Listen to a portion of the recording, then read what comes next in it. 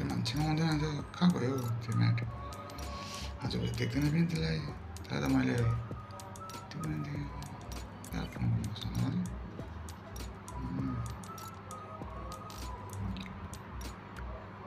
अरे SS Max के हो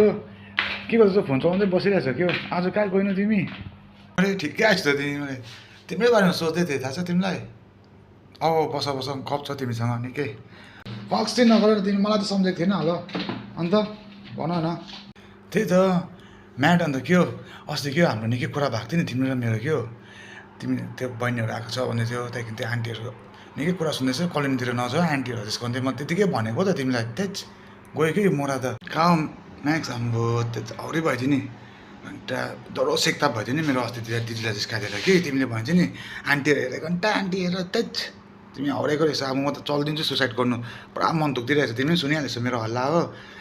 मन दुख्दिरहेछ म त लाग्दिन्छ अब सुसाइड गरिदिनु भनेको एकछिन सुसाइड गरेर आइदिउँ भनेको के भन्छ यो मान्छेले म्याट तिमी ठिकै छौ अन्त के भन्छ अन्त सेकताप भएर कहाँ भयो हो